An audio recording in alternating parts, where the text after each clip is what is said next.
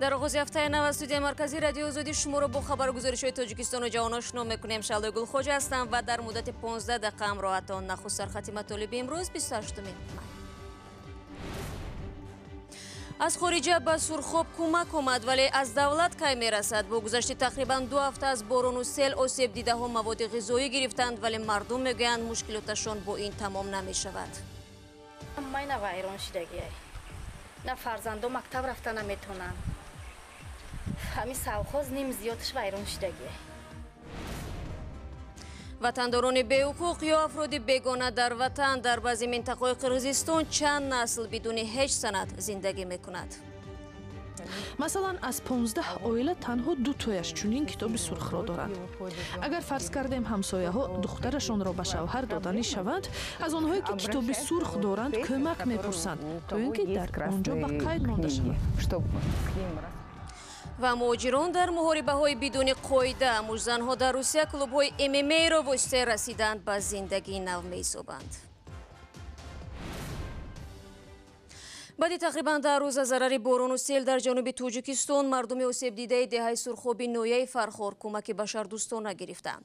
خانواده‌های ضرر دیده کمک غذایی را از صاحبکاران کویت دریافت کردند. مردم میگویند تا به حال از مقامات تنها وعده یاری را گرفتند و برای برطرف کردن پیامدهای آفت طبیعی در تنهایی اذیت میکشند. سایریه 10 روز است با اهل خانواده در بیرون زندگی میکند و آن را خیرمنجای میگوید. سیل 16 می در دهه سرخاب خانه او را ولنگار کرده است. یگون جای آبادی نیست که سرما پناه کنم. اقلا چیز چرا ممنونم. باور میکنی؟ او میگوید با وجود 10 روز گذشتن از حادثه هنوز با خیریه های مردم روزگار را پیش میبرند. tak سالم خاطرم چه در خوب میشم یک کار شوه جواب شب بتنیدم. دیگه جا نیست. نمیشه خیرمنده خوب کردن. سیل در دهه سرخاب ناحیه فرخار به تقریبا 50 خانه استقامتی ضرر رساند. پیامدهای این سیل را به گفته ساکنان آنها تا امروز به تنهایی کوشش دارند که برطرف سازند، اما نیرویشان نمی رسد و به کمک نیاز دارند. همه نه ویران شدگی نه فرزندان مکتب رفتن نمیتونن. همین سوخوز نیم زیادش ویران شدگی. از خانه ایدیگل همین ویرانه مانده است که برای زندگی خطرناک است. این وضع زندگی به سلامت او و فرزندانش اثر کرده است. ایروز همین خیلی شده خودم کسلم ناولین بلند می شود. دودکم کسلای زینتیری شدن همه. به شهادت ساکنان نماینده های دولت از آغاز این حادثه فقط می آیند و می آموزند و می روند. حالا دیگر مردم با فاجعه خود روبرو حیران مانده است. مودا سر کنن، کورا سر کنن. هر سال نالوگ میگرفتن، سویت میگرفتن. التماس سر کنن، کورا دا ما در میدان موندیم. فقط گروه از صاحبکاران با تشبث خود برای مردم کمک میرسانند. مقامات گفتند که هنوز حجم ضرر را مشخص نکردند. هنگام تهیه این گزارش این کمک هم از دولت کویت رسید. از جمعیت خیریوی سلام ساکنان میپرسند که کمک از دولت خودشان کی می رسیده باشد. رو می‌رویم به موضوع دیگر. در آخر هفته گذشته اولی تاجیکستان رسما به 9 میلیون نفر رسید. دختری که جمعیت را به این رقم برابر کرد در شهر دوشنبه به دنیا آمد و والدین او را نصیبه نام گذاشتند. خانواده طفل خوشبخت از زایشگاه رست به خانه نویس اجرایی که از سوی شهرداری تقدیم شده است می‌روند. در همین حال یک عائله دیگر که 2 هفته پیش یک بار صاحب چرگونیک شده است انتظار دارد دولت برایش سرپناهی می‌دهد. زرینا نعمت و 22 ساله مادر این چرگونیک همراه با 3 دختر و یک پسرش در تولدخانه بستری است. تفصیلات بیشتر از فراد یوسفی.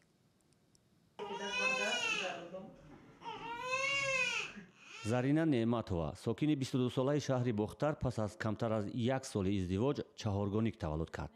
зарина донишҷӯи соли 5-уми донишгоҳи тиббии тоҷикистон аст ва пас аз 2 ҳафтаи таваллуд ҳанӯз ҳам таҳти муроқибати табибон дар пажӯҳишгоҳи акушерӣ гинекологӣ ва перинатологии тоҷикистон қарор дорад. номи писарча ҳумоюн ҳумайра ҳурия ҳуснизар.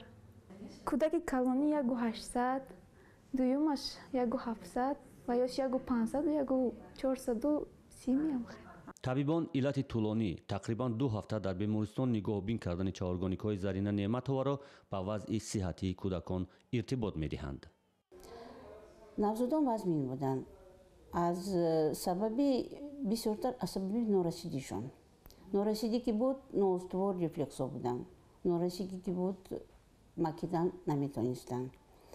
Ширашон ғизошона бо найча, баъдан бо шприц, баъдан бо мизроб ҳозир аз ба кӯдаку сина маконӣ. таваллуди чаҳоргоники Зарина аз тариқи буриши қайсарӣ анҷом шудааст. Фаррух Субҳонқулов падари ин чаҳоргоникҳо низ донишҷӯи донишгоҳи тиббии Тоҷикистон аст. дар шаҳри Душанбе ҳамроҳ бо ҳамсараш иҷоранишин аст ва ҳамзамон дар бемористони ёрии таъҷилии шаҳри Душанбе дар бахши интернатура таҷрибаомӯз аст. мо интизорем ки ба мо давлат кӯмак мерасонад, барои ки мо айни ҳол ҳардумон донишҷӯ ҳастем. мисол аз тарафи давлат агар кӯмак мешуд хеле ҳам хуб мешуд. Ба мо мисол ягон хонае медоданд барои ҷои истиқомат, мисол бо ягон ҳамширае медоданд ки мисол нигоҳбин кӯдак ба, барои ки мо ҳардумон ҷавон ҳастем, вале мо таҷрибаи кӯдакро нигоҳ кардан надорем. таваллуди чаҳоргоник дар Тоҷикистон ҳодисаи нав нест. дар гузашта ҳам чанд сокини Тоҷикистон чаҳоргоник таваллуд карда ва аз сӯи мақомоти ҳукумат кӯмакҳои моливу фаннӣ аз ҷумла бо манзили зист қадр шуда буданд. ин дар ҳолест ки мақомоти ҳукумати Тоҷикистон рӯзи гузашта эълон карданд ки шумораи аҳолии кишвар ба 9 миллион нафар расидааст. бар асоси омори расмӣ шумораи аҳолии Тоҷикистон ҳар сол ба ҳисоби миёна то 2.2% ва ё 200 000 нафар афзоиш меёбад. рӯзи душанбе дар шаҳри Пекин вазири корҳои хориҷии Чин Ванг Йи гуфт ки президенти Чин Си Ҷинпин раёсати нишасти 18-уми раҳбарони кишварҳои узви созмони ҳамкориҳои Шанхайро бар дӯш хоҳад дошт. ин нишаст 9 ва 10 июни соли равон дар шаҳри Куиндаои вилояти шарқии Шандонги Чин доир мешавад. ин аввалин нишасти сарони кишварҳо баъди тавсияи созмони ҳамкориҳои Шанхай аст. дар нишаст президент Си Ҷинпин раҳбарони 7 кишвари узв, 4 кишвари нозир ва ҳайатҳои созмони милали муттаҳид ва созмонҳои дигари байналмилалӣ рушди ҳамкориҳоро баҳс мекунанд.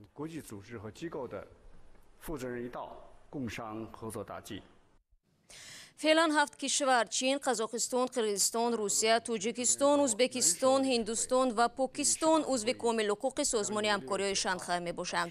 Ҳиндустону Покистон соли гузашта ба узвивияти ин созмон пазируфта шуданд ва ин барои аввалин бор аст ки раҳбарони Ҳиндустону Покистон дар сари мизи музокирот ҳамчун узви комили ҳуқуқ хоҳанд нишаст.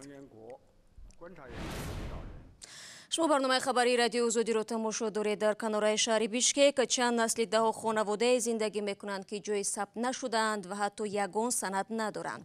кӯдакон ба мактаб намераванд, духтурон ба айодаташон намеоянд. садҳо нафар ба истлоҳ миёни замину осмон ба сар мебаранд, чун ҳатто номашон ҳам дар ягон дафтар қайд нашудааст. дар бораи рӯзгори ин хонаводаҳо ҳамкорони мо аз телевизиони «Настоящее время» қисса мекунанд. писари Индира мактабро хатм мекунад. او می‌خواهد اقتصاد چی شود، ولی عملی شدن آرزویش زیر سوال است. ایندیرا میگوید پسری 17 سالش شناسنامه ندارد و بدون آن به دانشگاه راه نمی‌یابد. شناسنامه را به قید جای زیست نمی‌دهند. برای این حجت لازم است که داشتن منزل را تصدیق کند. ولی چون این سند را در محله آنها بنابر قیمت بودنش اکثریت گرفتن نمی‌توانند. агар маблағи умумӣ 6,500 ташкил медод ҷои гап набуд, аммо баъдан шиносномаи техникиву дигар ҳуҷҷатҳо талаб мешаванд ки барои гирифтани онҳо 30,000 лозим аст. масалан аз 15 оила танҳо 2 тояш чунин китоби сурхро доранд. агар фарз кардем ҳамсояҳо духтарашонро ба шавҳар доданӣ шаванд, аз онҳое ки китоби сурх доранд кӯмак мепурсанд то ин ки дар онҷо ба қайд монда шаванд. вазъияти тоқсулуқ абдусаидова аз ин ҳам بدتر است. نبیره او حتی در مکتب تحصیل کردن نمیتواند. دخترش شناسنامه‌اش را در لامبرد گذاشته آن را فراموش کرده است. پسرش را به سندی معین کننده شخصیت به دنیا آورد. طبعا به پسرش شهادتنامه تولد ندادند. او تا صنف سیوم به شهادتنامه در مکتب خواند ولی بعداً او را خارج کردند. مادرش گاه گاه پسرش را با خود میبرد. اما حالا او با بیبیش است. محض بیبیش برای حل مشکلات نبیرش کوشش میکند. توقسلوق در مجموع 7 نبیرش را نگاهوبین دارد. او گپ نادرو شده است. با همسالانش معاشرت نمیکند. با ترتیبات مکتب عادت نکرده است. ман махсус аз ҷалолобод омадам то ӯро нигоҳу бин ва мушкили санадҳояшро ҳал кунам. ба беморхона ҳам муроҷиат кардан душвор аст.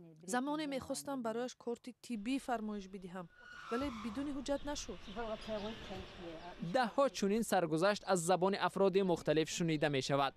аз деҳот ба шаҳр кӯчида ҳуҷҷатҳояшонро гум карданд ва ё муҳлати санадҳояшон тамом шудааст.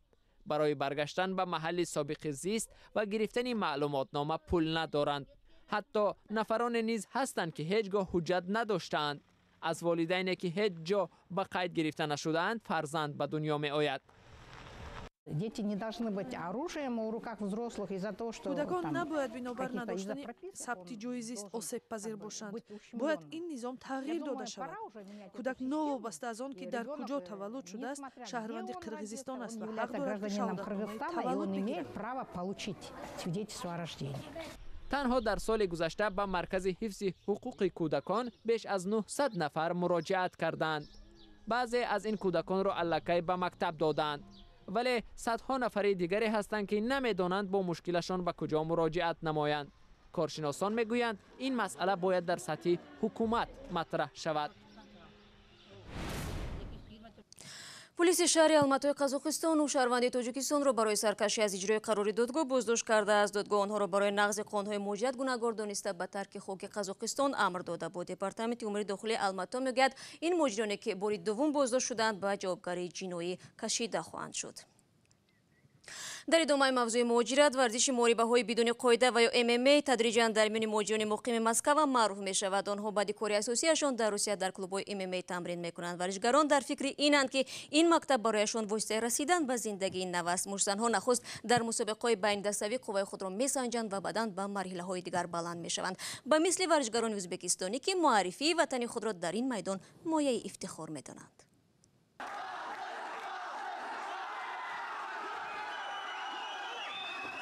این محاربه بدون قاعده ماه روان در شهر مسکو برگزار شد. بیش از 50 ورزشکار از کشورهای تاجیکستان، ازبکستان، ارمنستان، آذربایجان و داغستان و قرقیزستان در میدان با هم روبرو آمدند. در سبقت مذکور ازبکستان را اعضای کلوب MMA بارلس تیم که مهاجران کاری میباشند نمایندگی کردند. سرور شیربوتایف رهبر کلوب گفت در این اواخر در شهرهای روسیه کلوب‌های MMA از حساب مهاجران بیشتر میشود. فکر میکنم این گونه تورنیرها تلاش برای بهتر کردن شرایط زندگی است. خدا خواهد ورزشکاران ما بعد 2 و یا 3 محاربه سرپرست پیدا کرده و به سبقت‌های بزرگ راه می‌یابند و وضع مادی خود را بهتر میکنند. پس از این آنها دیگر وابسته معاش کمی روسیه نمیشوند.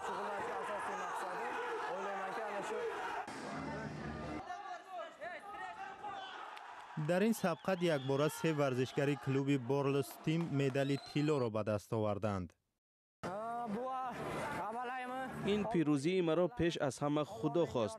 همین برادرم سبب شد که من به کلوب آمدم.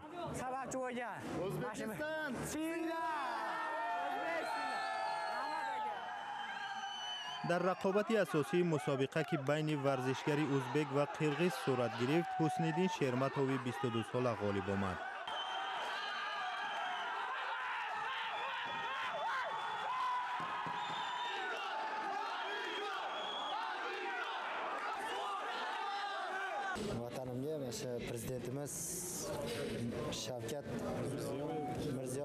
این غلبه خود را به وطنم و به پرزیدنتمون شوکت میرزیوف میبخشم. من به پدر و مادرم برای تربیت و همچنین به مربیم تشکر میگویم.